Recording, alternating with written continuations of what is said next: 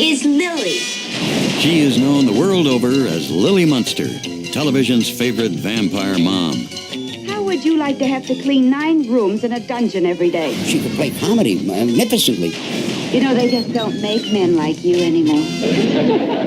But hidden beneath the ghoulish makeup was one of the world's most exotic and voluptuous beauties. Thanks for taking an interest. She not only had a face, she had a whole lot of everything else that went with it. Throughout the 1940s and 50s, she mesmerized movie audiences in a series of sword and sandal pictures before starring opposite some of Hollywood's biggest heartthrobs. Off-screen, she had her pick of the most exciting and powerful men of her day. There are very few women that wouldn't have taken advantage of that, and she did. She had a zest for life. I don't know what else I could possibly do for you, Helen. I would describe her as a woman that knows what she wants and gets it. But while her life was a roller coaster ride of extreme highs and lows, Yvonne De Carlo had an enduring will to survive. My mother could be very emotional, and then there's other times where she can really be like a brassy warrior. So, in full payment.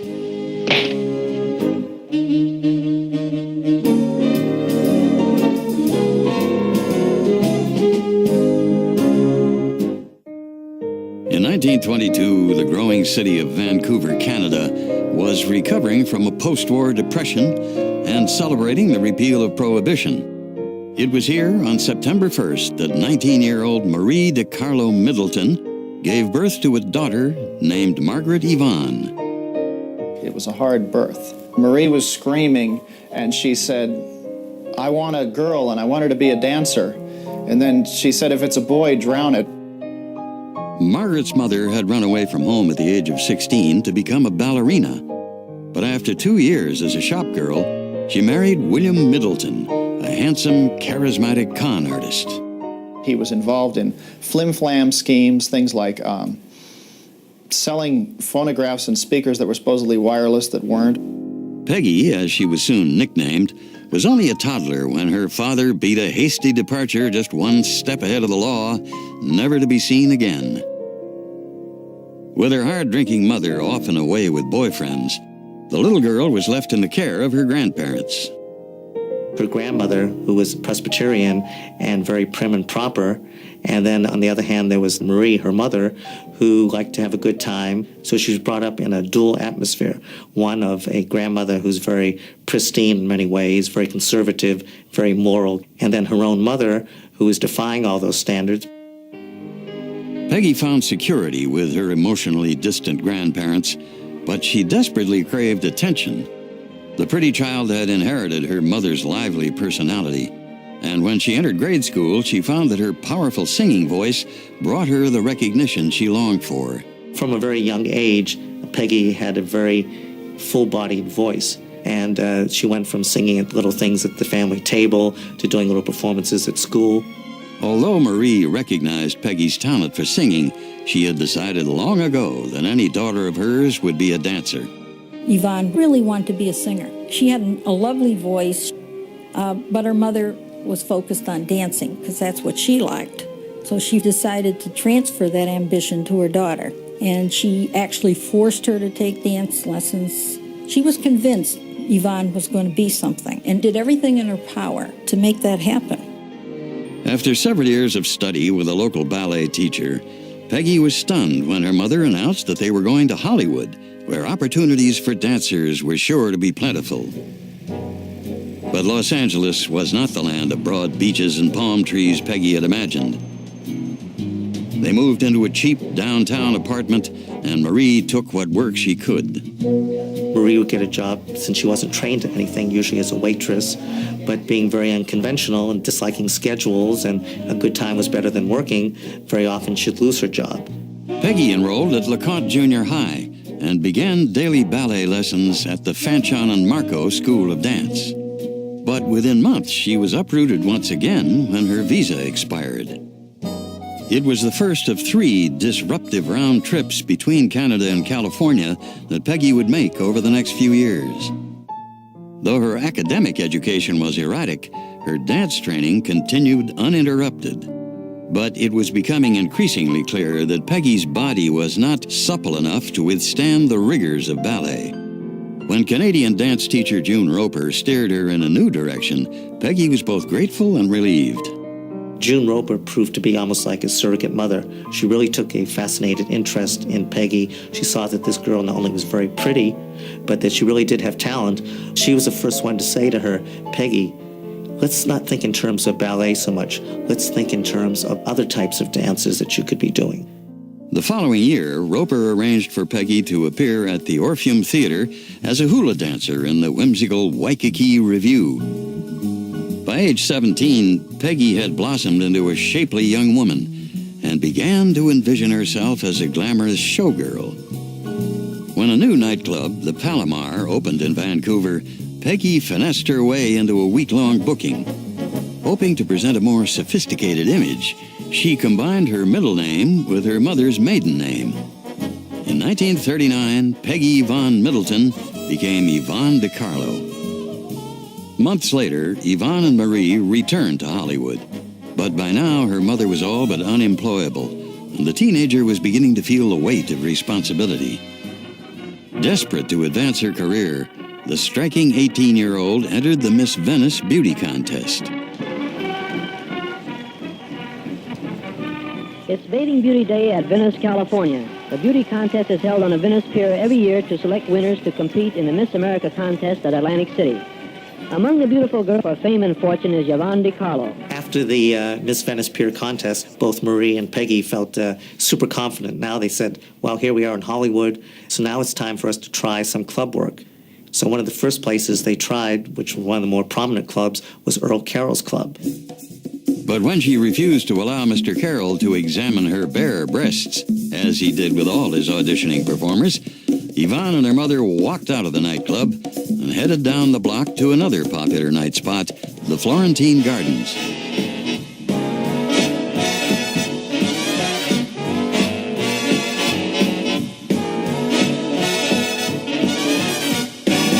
The naive teenager believed she was on the road to success when the club's owner, Nils Grandland, hired her as a dancer in what was really a thinly disguised girly revue. She comes out in the Seven Veils and little by little discards them till she's down to a couple of pasties and a G-string. A guy in a gorilla suit comes out, picks her up, throws her over his shoulder, and takes her off the stage. I know that it was burlesque, and I know that Marie was there. And she would go to the audience and say, applaud for my daughter louder. All the Hollywood wolves, as they say, the single guys went there. On any given night, you might see Errol Flynn or Henry Fonda, Burgess Meredith. These are the people that Yvonne eventually met. Yvonne realized that her sensuality brought more than money. It brought the kind of attention that she had hungered for since she was a child. But as Yvonne entered more sophisticated social circles, the lessons she had learned from her puritanical grandparents were not forgotten. She was kept innocent, if you can believe this, because her grandparents were very austere people, and so she was preached to. They were very strict with her. In 1940, Yvonne was proud to be featured in a musical short known as a soundie.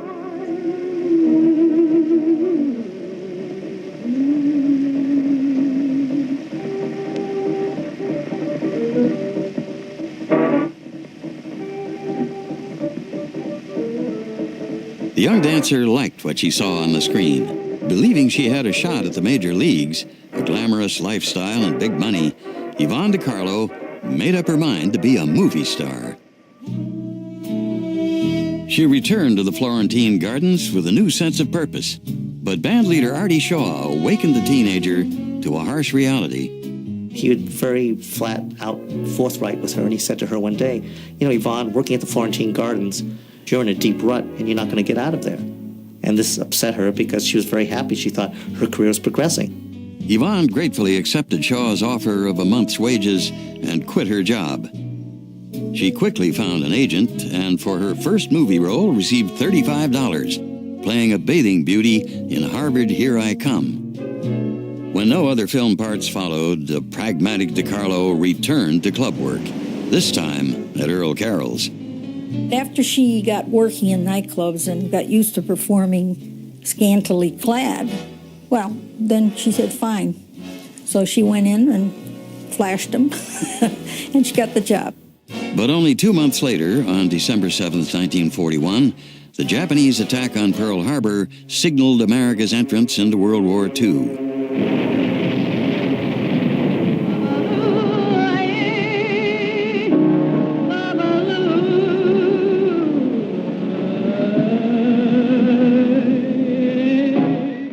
Yvonne joined Hollywood's biggest stars, performing in morale-boosting USO shows.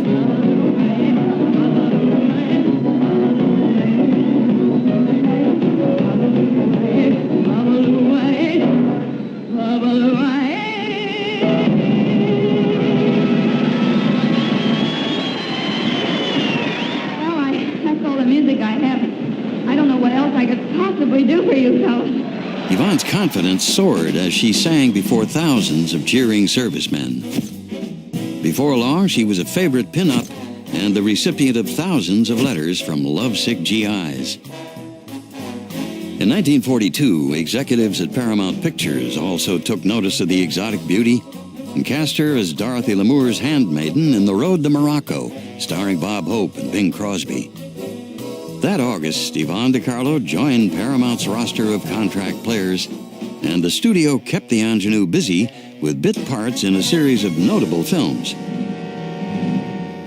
As Yvonne gained more independence, her relationship with her mother grew strained, and she moved into a small apartment. Now on her own for the first time, and free from the pressure of supporting Marie, Yvonne realized that all work and no play makes for a dull girl. They called her Icebox De Carlo and all these names because she was a virgin. But she decided, enough is enough. Let's get on with it. So she had a few affairs. In 1944, Paramount decided to cut down their number of exotic actresses, and the 21-year-old starlet was unceremoniously dumped. But Yvonne De Carlo was no stranger to hard times. She had come too far to give up now. And if she had learned anything from her mother, it was that tenacity pays off. In 1944, Yvonne De Carlo's brief tenure at Paramount had ended with a whimper. But when producer Walter Wanger cast her as the lead in his Technicolor Western Salome Where She Danced, Universal Pictures wasted no time in signing the starlet to a $350 a week contract. Billed as the most beautiful girl in the world, Yvonne did not disappoint. If you are quite through robbing these poor people, I would like to go on with my dance. That's what they came here for and paid for. Go ahead, lady, dance. She had some kind of piercing gaze, as well as a way of communicating to the audience, as well as the person she was playing opposite. And there was a magnetism there and a mystery.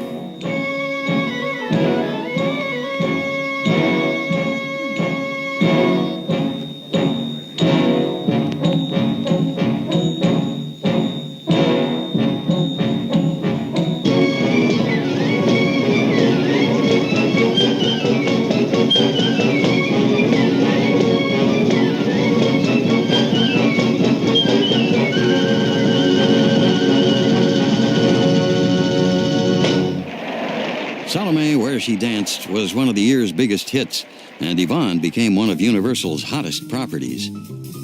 The studio schooled her in etiquette and grooming and demanded that she never be seen in public unless she looked and behaved like a star. Yvonne was a star. She, by golly, was a star, and in those days, being a star was something very special. They were sort of coddled, and they were taken care of, and they were made into stars. Before long, the highly publicized actress caught the attention of dashing billionaire Howard Hughes, who began to actively pursue her. What she liked about Hughes, I think, was an air of mystery, intelligence, power.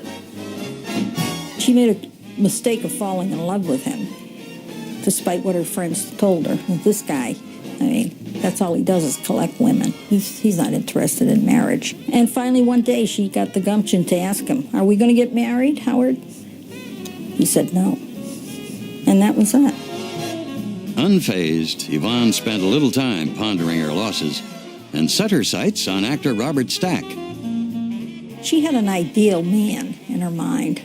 Tall, blonde, blue-eyed, handsome, and he fitted the mold more than anybody she had met to that point. Naturally, my eye caught hers, and I thought to myself, wowee, she not only had a face, she had a whole lot of everything else that went with it. Before long, the two were an item, enjoying the dazzling Hollywood nightlife, as well as days spent outdoors, swimming, riding, and shooting. She was a combination of things. She could dress to the nines and look like a Grace Kelly, or she could slop around in old blue jeans and look like Auntie May, you know. As a matter of fact, I gave Yvonne a gun. It was a little Winchester pump, a little .22, and she was a good little shot. In 1947, Yvonne set the screen on fire with her seductive dancing in Song of Scheherazade.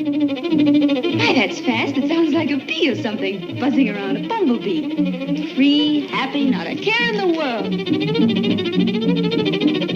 God had given her a whole lot of really good things, and it didn't take a genius with a camera to make her look like what she looked like. And also, she had a terrific figure, and you stick her in those desert pictures where she's wandering around and all the guys are drooling.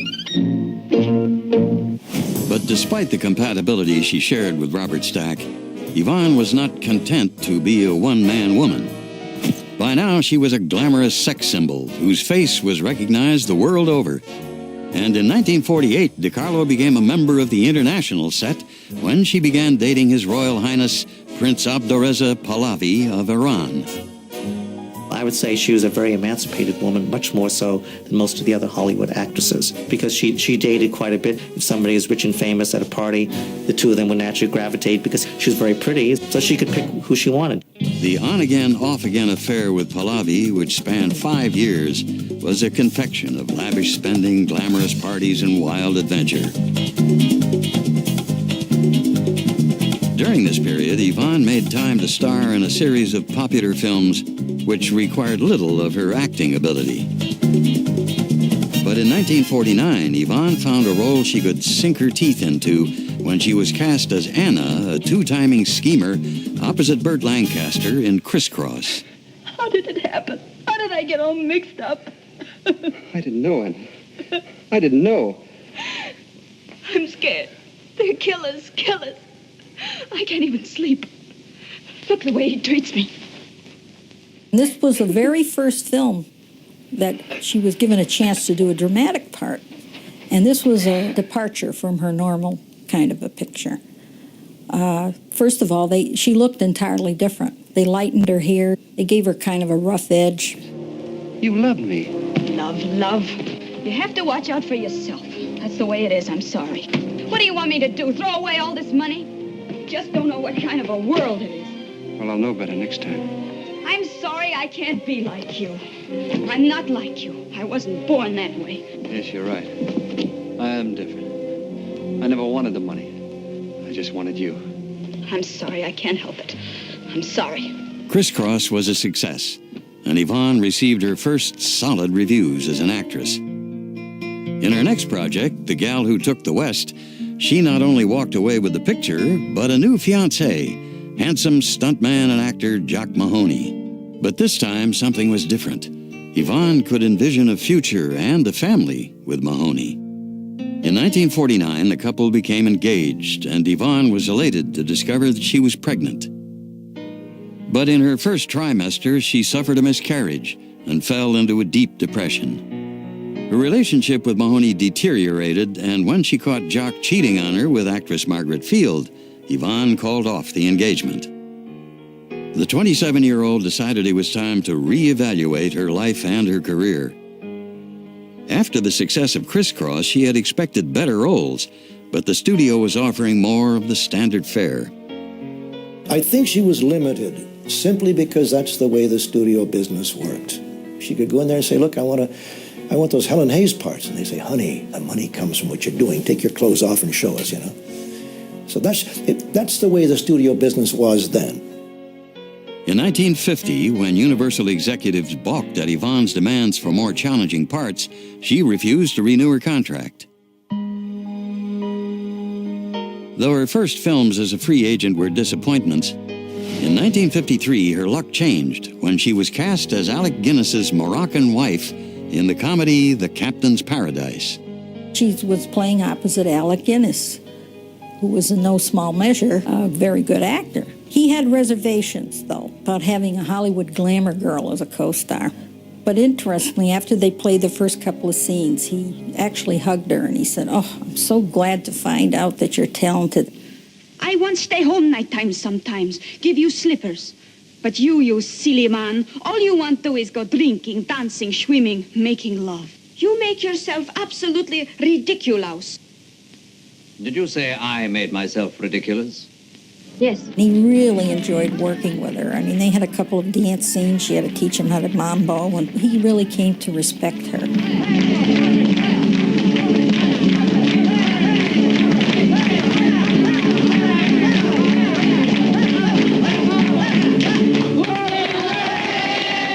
Yvonne celebrated the success of Captain's Paradise with a trip abroad. While in France, the glamour girl embarked on another royal romance, this time with the notorious playboy Prince Ali Khan.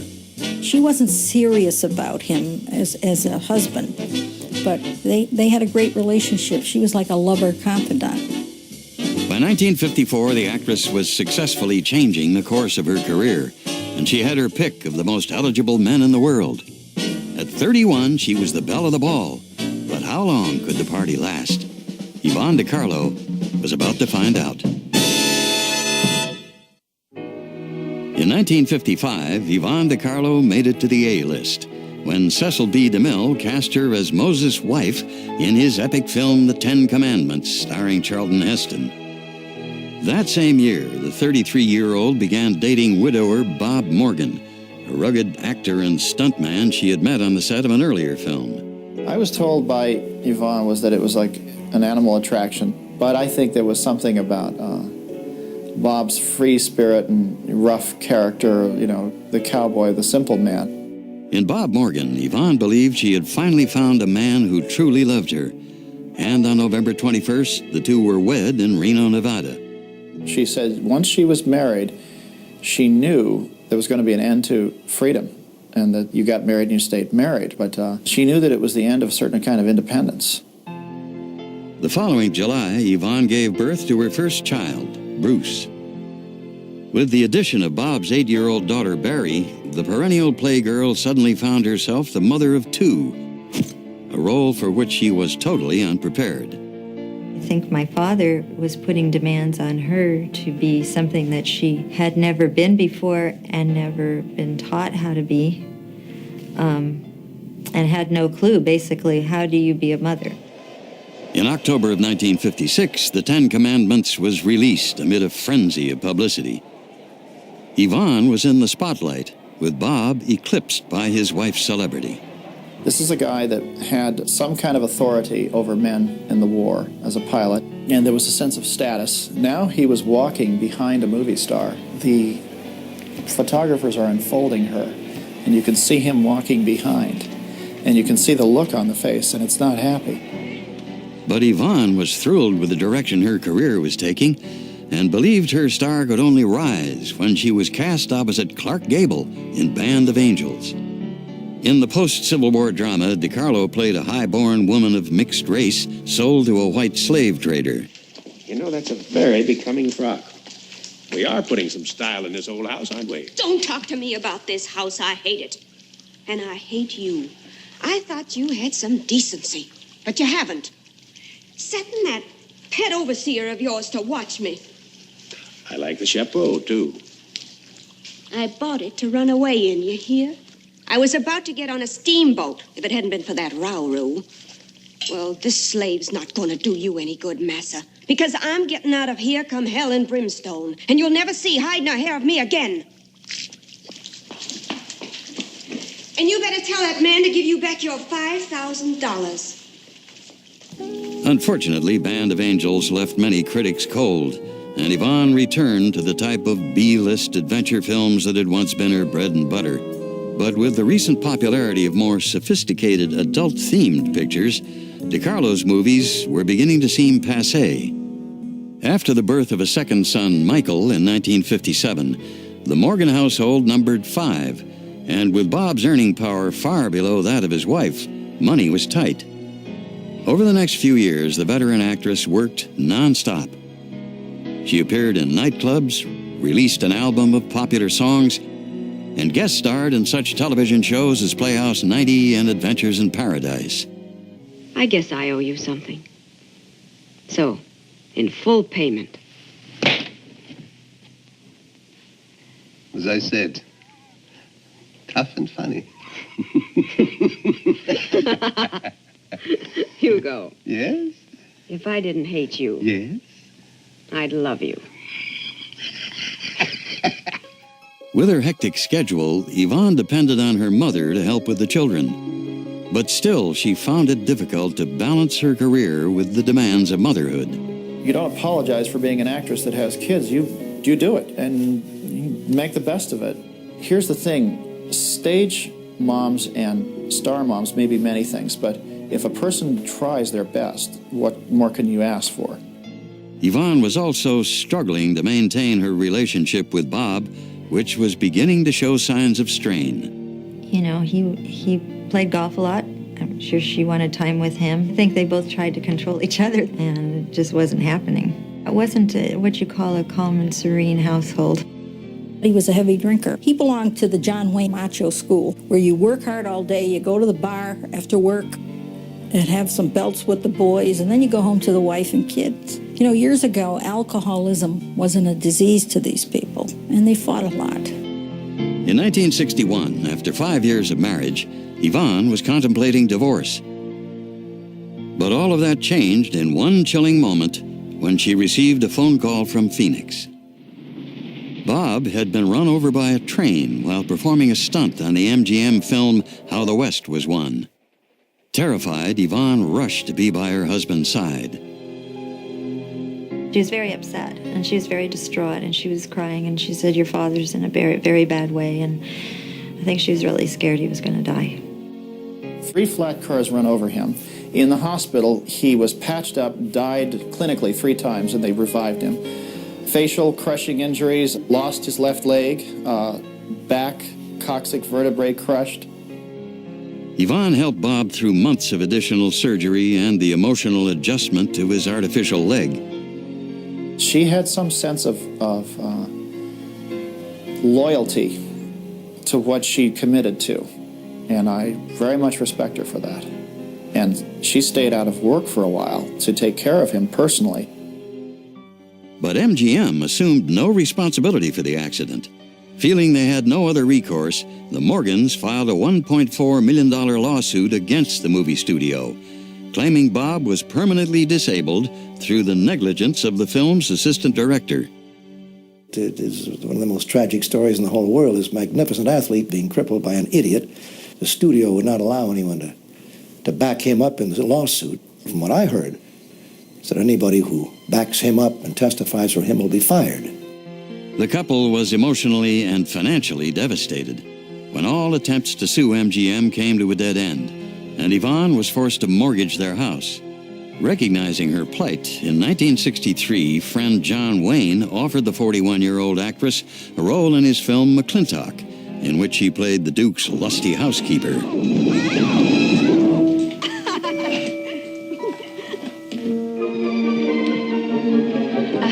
Mrs. McClintock, hope you won't misunderstand. It's the first 100 women sitting on his lap that I misunderstood. Number 101 is quite simple. I waited up to talk to Mr. McClintock. I wanted to tell him I was quitting. You see, Sheriff Lord has asked me to marry him, and... Oh, congratulations. I don't want to seem prudish, but if you are going to marry Sheriff Lord, it seems to me that you're sitting on the wrong man's lap.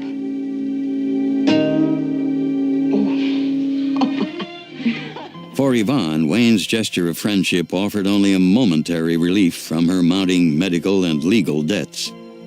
The actress was at an all-time low, and there seemed to be no light on the horizon. But Yvonne De Carlo's career was about to receive some supernatural assistance in the form of a beautiful vampire named Lily Munster. 1964 started out as a disastrous year for 41-year-old Yvonne De Carlo. Her film career had come to a halt, and after nearly 30 years of work, she was deeply in debt. But when her old studio, Universal, called with an offer to star in a TV series about a family of monsters living in the suburbs, Yvonne had mixed feelings. At first, she was embarrassed by the thought of doing it, but her agents and her bank book told her, go audition for this, you need the part, you need the money, it might lead to something. The Munsters debuted on September 24th, 1964, with Yvonne playing Lily Munster, a century-old vampire and matriarch of a ghoulish household. Also starring in the series were Fred Gwynne as Lily's Frankenstein-style husband, Al Lewis as Grandpa, her vampire father, Beverly Owen as the blonde, blue-eyed family misfit, and Butch Patrick as her werewolf son. Oh, you be a good boy. See? Mommy sewed the ear back on your woof-woof. Fred and I heard that they had hired Yvonne De Carlo. Being from New York, we barged in. What do you mean? She can't, blah, blah, blah. And we were wrong. We were wrong, Fred and I, because she was marvelous in the show.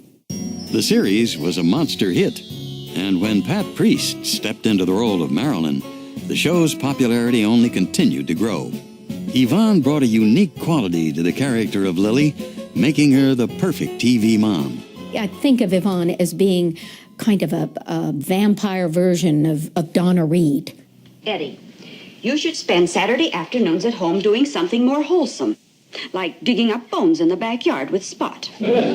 All of her gestures, with her hands, all the wonderful little unique things that she brought to that part. Those things were natural to Yvonne. They're not to anyone else. Tut-tut, Mr. Brastoff. The star loved indulging in the broad comedy and lively banter that made the relationship between Herman and Lily Munster sparkle. Herman, what are you doing here? Oh, Lily. Well, you see, If that's my husband, get rid of him. Lily, you may not believe this, but I'm Secret Agent 702. Herman, you may not believe this, but I'm Sonny Liston. Come on, Marilyn. To transform herself into the ashen-faced vampire, Yvonne shed her glamorous image and endured 3 hours in the makeup chair every morning before putting in a 12-hour workday. That was pretty hard to shine through all that makeup that she wore. Not only did she have to have her face and her neck and out toward her shoulders made up, but her arms had to be made up because they were bare. You'd get headaches just from the weight of all that hair. It was not easy.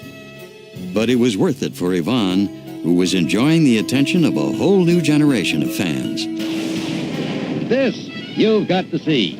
The Munsters at Marineland. Munster mania was everywhere. There were Munster lunch boxes, hand puppets, and board games, personal appearances by the entire cast, and a customized Jaguar Mark X for Yvonne to drive around town. But just as the actress's career was returning to stable ground, the novelty of the Munsters began to wear thin. During the show's second season, the ratings began to sag. In 1966, Yvonne agreed to co-star in the color feature film Munster Go Home, which was intended to renew interest in the television show.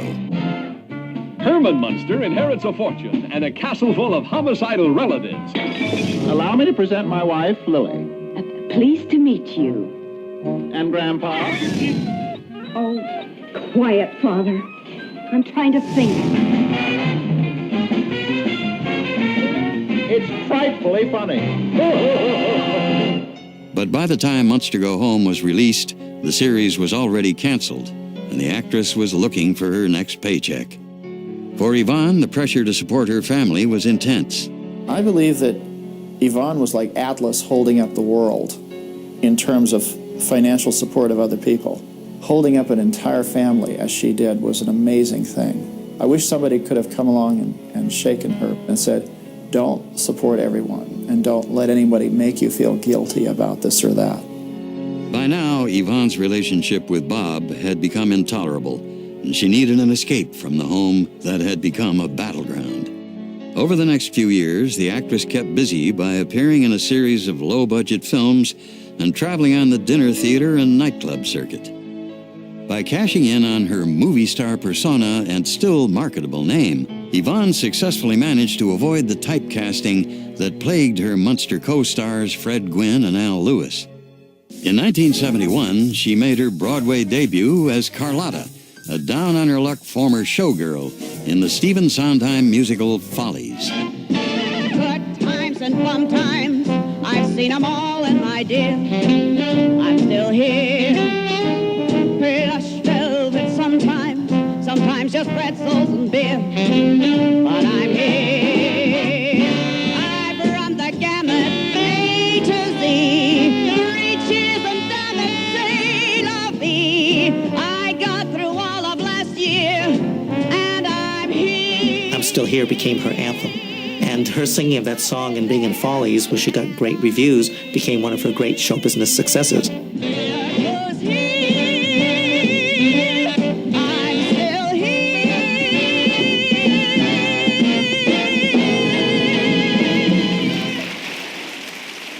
Follies ran for a staggering 522 performances. At 48, Yvonne De Carlo would prove to one and all that she was indeed still here and still a star.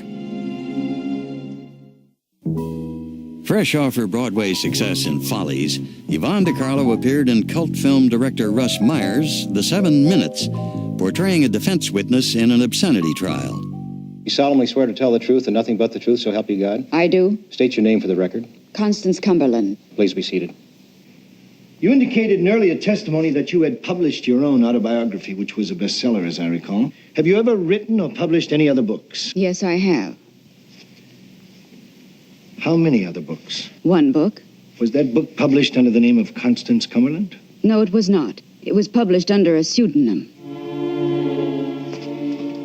Can you tell the court the title of that book and the pseudonym under which you wrote it? The book was The 7 Minutes by J.J. Jadway. I am J.J. Jadway. The film's reviews were merciless. However, New York Magazine proclaimed, "Only Yvonne De Carlo emerges unscathed, playing the lovely older movie star she happens to be." Critics weren't the only ones to notice the actress's enduring beauty. Yvonne was being courted by a number of attractive men, and in 1974 she decided it was time to end the marriage that for years had been in name only. I think she felt free because the divorce was a contemplation for many years. So I think there was relief. I could sense immediately her picking up the pace. Throughout the 1970s and 80s, Yvonne appeared in numerous films and even reprised the role of Lily in the popular TV movie Munster's Revenge. In 1987, the former screen siren published her autobiography and titillated readers with a candid account of her career and amorous adventures. Here's the book, Yvonne. This is an autobiography. It's too spicy for you, though. Well, no, it is not. No, do you know what's in this book? There, you had, if I may say, liaisons with many famous men. Yes, Howard Hughes and Prince Ali Khan and Prince Abdurreza Well, see, these are rich men that are... Oh, and then there was a couple of truck drivers in there, too. But 1993 marked the beginning of a downward spiral for the actress when her mother, with whom she had shared an emotionally trying relationship, succumbed to cancer. I think that it was very sad for her. Her mother was very important to her, even if there was friction between the two of them. Yvonne had distanced herself in order to be herself. That was tough. In 1997, Yvonne was inconsolable when her son Michael suddenly died at the age of 40. Michael lived close to her, so they saw each other a lot. They went out for dinner, and they watched movies together. So in some ways, he was like her companion. But he started to get sick and started to have these seizures, and eventually he had a bad one. The following year, fate dealt Yvonne another blow when she suffered a stroke and was rushed to the hospital. This was at a time when you have 93, her mother passes on, 97, her son passes on, and so it was a very tough time. She was lucky. She had a 98% recovery. The resilient 76-year-old actress bounced back with her usual aplomb and returned to her home overlooking a golf course near Solvang, California. She keeps up correspondence and I think plans her re-entry into the business. And I want to see her do that because she's an old trooper. She's not going to, be happy sitting up on a golf course for a long time. Well, I'm not just going to sit around here and deteriorate. By the year 2000, the actress had become a beloved television icon as reruns of The Munsters continued to win over new generations of fans. I'd feel a lot better if I could hear a few explosions. But Yvonne De Carlo's beauty, unquenchable zest for life, and indomitable spirit are what made her truly unforgettable. She's appeared or starred in over 80 films. She's been a star on television, Broadway, and she's a survivor. And as the song says, she's still here. She was a young girl when she started out, and things were not all a bed of roses for her in the beginning, and I think that's what formed her and made her a formidable person. Lately I asked her, was it destiny, luck, or preparation, or what? And she would narrow her eyes and say they're all the same. I describe her as one of the most beautiful women on film, personally as someone who took the travails and difficulties of the most difficult job in the whole wide world and handled them with class.